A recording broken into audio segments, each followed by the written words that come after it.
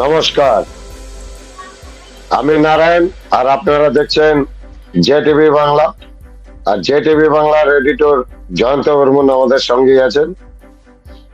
তো আজকের আলোচনার বিষয় হচ্ছে, আজ সুপ্রিম কোর্টে আইপ্যাক মামলায় দু গালে দু থাপ্পড় খেয়ে মমতা ব্যানার্জি আবার ফিরে এলেন। দুই গালে দুই থাপ্পড় খেয়ে ফিরে এলেন। এই নিয়ে আলোচনা শুরু করছি। প্রথম আপনারা দেখুন সুপ্রিম কোর্টে কি হলো। You took enough time, sir. Better ground. There is also a large additional documents that were filed. That's correct, but 2 weeks back, more than 2 weeks back. Let's have at least some, a decent ground to delay the matter. No, I'm sorry, almost 4 weeks back. 19th of February, I have the date. 20. New facts are This is the coming first. Last at the stage of the you Supreme start, But this is the topic. you will not conclude today. We will get, Yes, no, let us start. we'll allow you time. Let him start, we'll allow you time. Yes, no, let us be background. No, it's a shocking fact, my lord. The Honorable Chief Minister barges into an ongoing investigation by the central agency, and after 4 weeks, they are seeking time to file something. against the Enforcement Directorate involving senior advocates, media professionals. You see, there is serious objection. Well, everyone who is Serious objection to maintainability also. Yes, Yes, my there lord. is. So yes, but I must satisfy a lot. Being guided. maybe request the court because the state would like to have pleadings complete first. Otherwise, it's not a very satisfactory state of affairs. Pleadings are complete. No, I concede.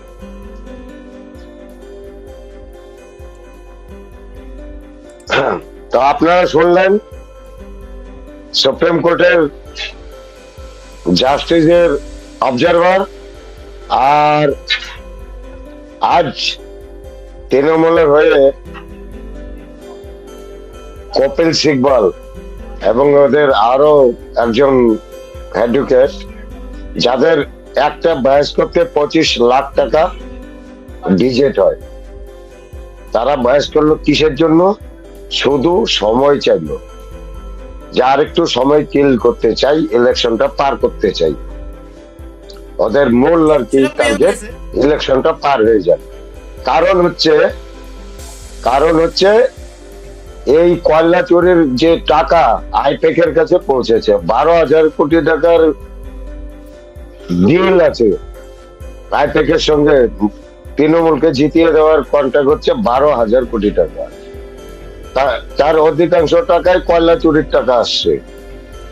এই কয়লা চুরির টাকাটা যে ঢুকেছে আইপ্যাকের কাছে, এটার এই পুরো ডকুমেন্টস ওই ফাইলে ছিল, ওই পেন ড্রাইভে ছিল। এটাকেই হাতিয়ে নেওয়ার জন্য মমতা ব্যানার্জি যে আন্দোলন ঢুকে গেল, একটা তদন্ত চলাকালীন যে ঢুকলো, এই জন্য সুপ্রিম কোর্ট অবজারভেশন দিল যে এটা একটা গণতন্ত্রের পক্ষে বিষাক্ত ধরনের প্রতিক্রিয়া। এই ধরনের মানে দুঃখজনক, খালি দুঃখজনক না, এটা একটা বিষাক্ত ধরনের, মানে লোকতন্ত্রের জন্য বিষ ক্রিয়ার মতো হয়ে যায়। এটা লোকতন্ত্রের জন্য একদম পরিপন্থী, বিপরীত।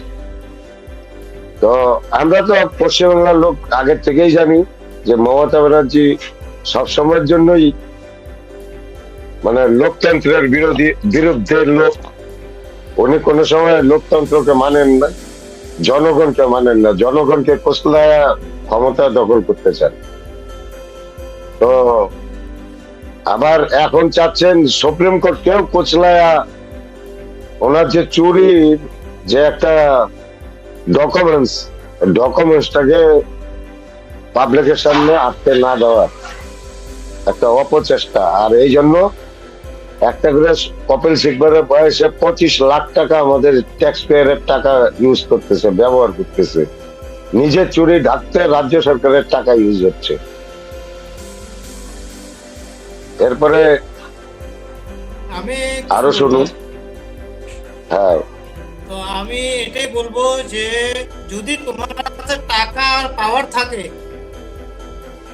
তাহলে তোমার কেস যত লম্বা যত ইচ্ছা তুমি টেনে নিয়ে যেতে পারবা। এই যে একটা ফাইল হাতে নিয়ে ঘুরতেছে আজকে এতদিন এগুলো 4 মাস হয়ে গেল, ইডির কেস এখনো অবধি কোনো রায় বেরো না, ডেটের উপরে ডেট, ডেটের উপরে ডেট, ডেটের উপরে ডেট। একটা ফিল্ম দেখছিলাম না যে ডেট কে উপর ডেট। ডেট তো ডেট আমি পে ডেট। হাইকোর্টের উপরে বলতে চাই না, যদিও সুপ্রিম কোর্টের কথা বলতে চাই না, তারপরেও বলতে হচ্ছে যে ইডি কেস করলো এতদিন এখনো অবধি কেন লাগছে, ডেটের উপরে ডেট কেন পাচ্ছে? শুধু টাকা। এটা যদি তুমি হতো, আমি হতাম, আম পাবলিক হতো না, এতদিনে জেলে পৌঁছতো। অথচ কি যে দেখো হচ্ছে আমি এটাই একটা বুঝতে পার্টি, পারছি না, আমাদের টাকা দিয়ে খেল চলছে, অথচ যে চুরি করলো আচ্ছা। ওপেন ভেবে নিয়ে ঘুরে বেড়ালো, ওনাদের উপরে কোনো অ্যাকশন হচ্ছে না। ইডি কেস করছে আজকে কোর্টে, কি হলো যে ইডি এনার উপরে এরকম ফাইল করতে পারে কিনা এটার উপরে ভেস্টাল হয়ে গেল। ওপেন মিডিয়াতে বলতেছিল এটা আমি নিয়ে আসি, এ নিয়ে আসি, ও নিয়ে আসি, তো কেন এত দেরি করতেছে না। এটাই বুঝতে পারছি না। এটার একমাত্র কারণ হচ্ছে আমাদের সুপ্রিম কোর্টেরও কিছু একটা অংশ বিক্রি হয়ে গেছে। সুপ্রিম কোর্টের কিছু তাই অংশ মনে আছে হচ্ছে। না, বিক্রি হয়ে গেছে, নোটের কাছে বিক্রি হয়ে ছোটবেলা গেছে থেকে সুপ্রিম পড়াশোনা কোর্টের। করে আসছে যে মানে আইন সবার জন্য সমান। এখানে তো দেখতেছি আইন শুধু সবার যার জন্য- টাকা আছে তার জন্যই আইন আছে। আমি দুনিয়ার না। অবাক হলো, আমার পাওয়ার আছে, আমার টাকা আছে, আমি আরামে বিন্দাস ঘুরে বেড়াতে পারবো, মমতা তাই ব্যানার্জি তো দেখতেছি। একটা ক্রাইমের মহারানী। ক্রাইমের মহারানী হচ্ছে, নাম হচ্ছে মমতা ব্যানার্জি। উনি কতটুক বড় ধরনের মানে ক্রাইম করতে পারে, একদম সুপ্রিম কোর্ট অব্দি উনি কন্ট্রোল করে ক্রাইম করতে চাচ্ছে। তাহলে কত বড় ক্রাইমার! এটা পশ্চিমবাংলার মানুষই একমাত্র পারে এই ক্রাইমকে রুখে দিতে। 2026 একটা মানে সুবর্ণ সুযোগ পশ্চিমবাংলার পাবলিকের কাছে, একদম সুবর্ণ সুযোগ, যোগ্য জবাব দেওয়া। পার অবধি চলে যাক, তারপরে হ্যাঁ, উনি চাচ্ছে এটাই। তো এটা পশ্চিমবাংলার পাবলিককে বুঝতে হবে যে একটা এত বড় ক্রাইমার যে সুপ্রিম কোর্ট অব্দি কন্ট্রোল করতে চায়, কি বলে হাইকোর্ট কন্ট্রোল অলরেডি 2-3 জায়গায় কন্ট্রোল করছে, যে জায়গায় কন্ট্রোল করতে পারে নাই সে জায়গায় জজের বাড়ির সামনে যে পোস্টার লাগায় দেওয়া, যে জায়গায় কন্ট্রোল করতে পারে নাই, যেমন এই যে বিজেপির সাংসদ যে হয়েছে, কি নাম, অভিজিৎ গাঙ্গুলি, ওনাকে কন্ট্রোল করতে পারে নাই, তো ওনার সম্বন্ধে যা ইচ্ছা তাই মন্তব্য করা, মানে কোথায় নিয়ে দাঁড় করাইছে। এত বড় ক্রাইমার, একদম নিচ থেকে উপর অব্দি ক্রাইম। যে রাজ্যে, সেই রাজ্যটা কি অবস্থায় আছে, সেই রাজ্যে একটা মানুষ শব্দ করতে পারবে না এদের বিরুদ্ধে, শব্দ করলে জান চলে যায়। এইবার যদি 26 এদের যোগ্য জবাব না দিতে পারে পশ্চিমবাংলার পাবলিক, তাহলে বুঝতে হবে যে বাঙালির মেরুদণ্ড অলরেডি শেষ করে দিতে পারছে মমতা ব্যানার্জি। এটাই বুঝতে হবে যে যদি যোগ্য জবাব না দিতে পারে 26-এ, তাহলে বুঝে নিতে হবে যে বাঙালির মেরুদণ্ডটা একদম মেরুদণ্ডহীন সরীসৃপ প্রাণী বানিয়ে দিচ্ছে বাঙালিকে। মমতা ব্যানার্জি পারছে, সাকসেস মমতা ব্যানার্জি। আর যদি হারে তাহলে বুঝতে হবে যে মমতা ব্যানার্জি এই বাঙালি জাতিটাকে সরীসৃপ বানাতে সাকসেস হতে পারেনি। আছে বাঙালির মেরুদণ্ডহীন জাতি না বাঙালি। এটা যোগ্য জবাব দেওয়ার টাইম 26-এ। এবার তো মোটামুটি কেউ কোনো বাঙালি বলতে পারবে না যে আমি ভোট দিতে যেতে পারি নাই, আমার ভোট আমি দিতে পারি নাই, এটা বলার সুযোগ দিবে না আশা করি নির্বাচন কমিশনার। এবং বাঙালি ঐক্যবদ্ধ হয়ে আছে যে হ্যাঁ, কেউ যদি ভোট দিতে না যেতে পারে তাকে কিভাবে ভোট দেওয়া হবে, বাঙালি ঐক্যবদ্ধ আছে। তো সেও তো এইবার যদি বাঙালি তাদের যোগ্য জবাব দেওয়ার মতো ডিসিশন না নিতে পারে, সিদ্ধান্তহীনতায় ভুগে, 50 বছর থেকে এই বাঙালি সিদ্ধান্তহীনতায় ভুগতেছে। বামপন্থী 34 বছর শাসন চালালো আমরা, আর সেন্ট্রালে কংগ্রেস সারা জীবন নাই নেই খাই খাই লড়াই ঝগড়া, কি কেন্দ্র দেয় না, কেন্দ্র বঞ্চনা করছে, কেন্দ্রের এই সেই বামফ্রন্টের নাই নেই খাই খাই খাই খাই অভাবের মানে নেগেটিভ শুনতে শুনতে আমরা বড় হইলাম। যখন বড় হইলাম তারপরে দেখছি তৃণমূল কংগ্রেস ওই একই অভিযোগ শুরু করলো, কেন্দ্রের বঞ্চনা, কেন্দ্রের বঞ্চনা, কেন্দ্র দিচ্ছে না। সেটা তো আমাদের বাঙালিকে বুঝতে হবে, কেন্দ্রের রাজ্যে একই সরকার রাখবো আর টেবিলে থাপড়ায় আমাদের অধিকার, আমাদের ন্যায্য পাওনা বুঝে নিতে হবে। নাই নাই তাই তাই কাহিনী শুনতে আর রাজি না। আর এই চোর যেগুলো আছে তৃণমূলের, এই চোর গুলাকে ভিতরে ঢুকাই দিতে হবে। আর এইদের ভিতরে ঢুকাতে হলে 26-এ আমাদেরকে সঠিক সিদ্ধান্ত নিতে হবে। আর সঠিক সিদ্ধান্ত এটাই হবে, বাইনারিটাকে লক্ষ্য করতে হবে। বাইনারিটা কি দাঁড়াইছে পশ্চিমবাংলায়, হয় তৃণমূল নয় বিজেপি, এই যে বাইনারি। মাঝখান থেকে যে সিপিএম টিপিএম বা কংগ্রেস এরা চাইছে তৃণমূল থাকুক, আর এর জন্য তৃণমূলের ফান্ডিং এই সিপিএম আর কংগ্রেস মাঝখানে একটু হুকাশ মারতেছে পিছতে যে কিছু ভোট। আমি এমন 70টা সিট দেখাতে পারবো যে সিট গুলা এই 2021-এ শুধু বামফ্রন্টের ভোট কাটার জন্য 70টা সিট তৃণমূলের হাতে আছে। 70টা সিট এরকম আমি দেখাতে পারবো। তো আর কংগ্রেসের সেকেন্ড পজিশন হওয়ার জন্য আর আইএসএফ সেকেন্ড পজিশন হওয়ার জন্য মোটামুটি আরো 15টার মতো সিট যেগুলা তো আরেকটা কোশ্চেন তৃণমূলের হাতে রয়ে গেছে। আরেকটা কোশ্চেন হ্যাঁ। এই যে ফাইলটা হাতে আছে, এটা কি হ্যাঁ। আদবে উইডি বের করতে পারবে এই ফাইলে কি ছিল?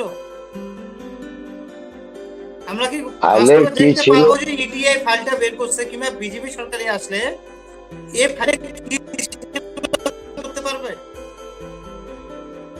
বিজেপি সরকারে আসলে মাঠের তল থেকে খুঁজে বাইর করে নেবে এটা, কারণ ডিজিটাল এভিডেন্স যতই তুই ডিস্ট্রয় করে দে, ডিজিটাল এভিডেন্স ফিজিক্যাল তো আছে, থাকে। ফিজিক্যালিও আছে। হ্যাঁ, পেন ড্রাইভ আছে, তো পেন ড্রাইভ আছে, পেন ড্রাইভ আছে, প্রতি আছে, হার্ড ডিস্ক আছে। হার্ড ডিস্ক আছে, এগুলো পাওয়া যাবে না? পাওয়া যাবে। ওজন করলে অনেক দূর অব্দি মাটির তল থেকে খুঁজে বের করবে ভারতীয় জনতা পার্টির সরকার হলো। ইডি বুঝতে তো পারতেছিস তো? কেন্দ্র সরকার, ইডি হলো কেন্দ্র, কি বলে, ইডি হলো কেন্দ্র আদেশে চলে, মানে কেন্দ্রীয় এজেন্সি। তারপরে ওটাকে আটকাতে পারলো না। আটকাতে পারলো না। তো এই জায়গায় সাধারণ ল অ্যান্ড মানুষের অর্ডার, মানে সাধারণ মানুষের একটা কোশ্চেন যে ইডি পশ্চিমবঙ্গে গেলে সাধারণ মানুষের মমতা সেটিং এ সাধারণ মানুষকে উত্তরটা বুঝতে হবে। মমতা ব্যানার্জি চাইছিল ইডি একটা ধাক্কা মারুক আমাকে, কোশ্চেনই এটা, বা আমার হাত থেকে কাজে নেওয়ার চেষ্টা করে। মমতা আন্ডারে চলে যায়। ইডি সাধারণ মানুষ এটাই বুঝতে পারছে। সাধারণ মানুষের বোঝার বাকি নাই তো, সাধারণ মানুষ বুঝতে পারছে মমতা ব্যানার্জির হাত থেকে যদি ফাইলটা নেওয়ার জন্য ইডির একটা লোক আগাইতো বা যা ফাইলটা টান দিত, সঙ্গে সঙ্গে চিট পাটাংলে শুয়ে পড়তো, শুয়ে পড়া ক্যাজারিতে করে যায় ভর্তি হয়ে যেত ইসেতে, ওই আরজি করে, বা ওই কোন হসপিটালটা আছে না ওদের, আরজি করে হসপিটালই তো, তাই না? ওই আরজি করে যায় ভর্তি হয়ে যেত। আর এইবার পুরা ইলেকশন এখনের দিনে এখন আর কি মমতা ব্যানার্জি দিতে দেখতি না, দেখতে যে ক্যাচারে শুয়ে শুয়ে ভাষণ দিচ্ছে আর কইতেছে আহা মেরা মেরুদণ্ড তোড় দিয়ে আমার মেরুদণ্ড ভেঙে দিয়েছে তৃণমূল। এই নাটকটা সাজানোর জন্য অনেক চেষ্টা করছে। তারপরে হ্যাঁ ইডি তারপরে ভোটের পরে আবার দাঁড়ায় ভাষণ দিত যে এই আমার রেজাল্ট হয়ে গেছে। মানে উনি যে সাজাতে চাইছিল এবার প্রতিটা গেম ফেল হয়ে যাচ্ছে। কেন আইটেক সম্বন্ধে বাংলার মানুষের আগে অভিজ্ঞতা ছিল না 21-এ, এখন আইটেক সম্বন্ধে বাংলার মানুষের অভিজ্ঞতা হয়েছে যে এটা একটা কর্পোরেট সংস্থা, এরা বিভিন্ন রকম নাটক সাজাতে জানে এবং নাটকের অভিনেত্রীও বেশ কিছু ভালো ভালো অভিনেত্রী পাইছে। এক হচ্ছে মমতা ব্যানার্জি, অভিষেক ব্যানার্জি, তারপরে হচ্ছে নাট্যকার 2-1 জন আছে যে ব্রাত্য বসু, তারপর হচ্ছে এখন একটা নতুন নটঙ্কি নর্তকী বেরিয়েছে, ইসের নাম এই, আরে অজিত পাজার বেটার বউ কি নাম, শশী পাজা। শশী পাজা। এই ধরনের সব নটঙ্কি দিয়ে ভর্তি। হ্যাঁ, আমরা একটা এপিসোড করছিলাম যেখানে হ্যাঁ। প্রেস কনফারেন্সকে নিয়ে বলছিলাম এইখানে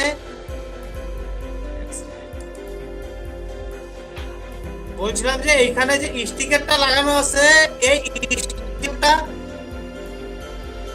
কোথা থেকে আসলো, একটা হ্যাঁ, থেকে ছিল না, একটা ভিডিওতে স্টিকার আছে, ওই সেম মুদ্রা কিন্তু বিজেপি উঠাইছে। তোর টেকনিক্যাল গোলযোগে তোর সাউন্ড কাটে কেটে আসতেছে। হ্যাঁ, একটা এপিসোড করেছিলাম আমরা, যে এপিসোডটার মধ্যে ছিল যে ব্যারিস্টার যে লাগাইছিল, তুলা লাগানো ছিল যে, হ্যাঁ তাই না? হ্যাঁ আবার এর মধ্যে কালকে তো দেখলাম যে তোলাটা নাই। আমি বুঝতে পারি না একদিনের মধ্যে কি করে সেদিনকে আমি ঘা আরেকটা পরিষ্কার ভিডিওতে হয়ে দেখেছিলাম। চামড়া। হ্যাঁ হ্যাঁ, একদিনের মধ্যে পরিষ্কার হয়ে গেছে, ওই ঘাটা পয়েন্টটা বিজেপি শুকায়। উঠাইছে কিন্তু।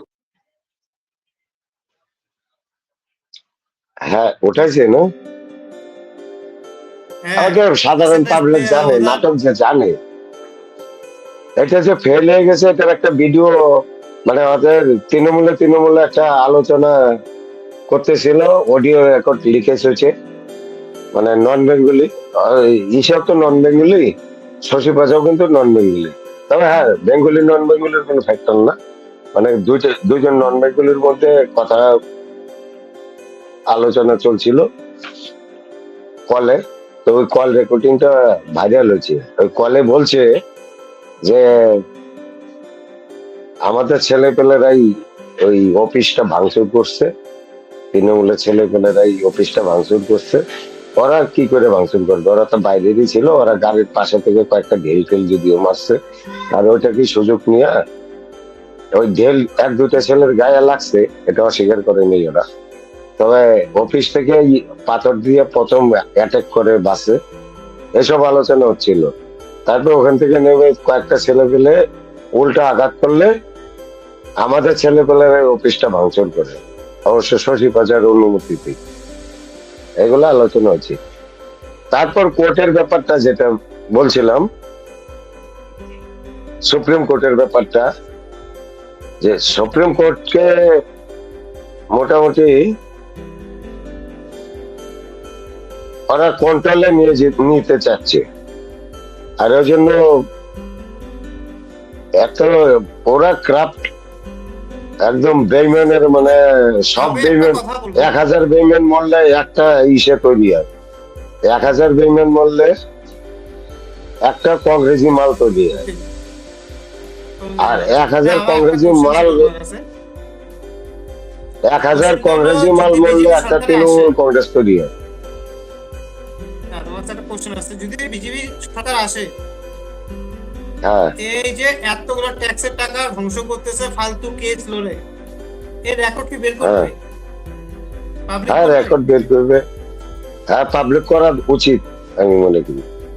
কত টাকা ধ্বংস হইলো এই ধরনের চোর বাঁচানোর লড়াইয়ে, ঠিক আছে? চোর বাঁচানোর জন্য আমাদের মতো সাধারণ পাবলিকের ট্যাক্স পেয়ারের টাকা কত টাকা খরচা হলো, এটা আমিও বিজেপির কাছে দাবি রাখি। আমি একটা কথা বলবো, যদি বিজেপি সরকার আসে, যতদিন না বের করবে এই ট্যাক্সের টাকা কত টাকা ধ্বংস করলো, এই নিয়ে আমি বিজেপির উপরেও এপিসোড বানাবো। যে সরকারই থাকুক, হ্যাঁ, ভুল করবে আর ওর মুদ্রা উঠাবই। আর আর আমরা বলতে চাই, দর্শক আপনারা কমেন্টে জানাবেন যে ভারতীয় জনতা পার্টি ক্ষমতায় এলে আমাদের ট্যাক্স পেয়ারের কত টাকা এই তৃণমূল কংগ্রেসের চোর বাঁচাতে ব্যবহার করলো পশ্চিমবাংলার রাজ্য সরকার। অবশ্যই কমেন্টে জানাবেন, না কত টাকা ব্যবহার করলো সেটা না, মানে বিজেপি সরকার আসলে যেন পাবলিশ করে কত টাকা খরচা করলো আমাদের ট্যাক্স পেয়ারের টাকা, এটা জানাবেন। অবশ্যই আমরা এই যেন- মুদ্দা উঠাবো, বিজেপি সরকার আসলেও উঠাবো। ঠিক আছে, আজকে এফডি থাক। Hello hello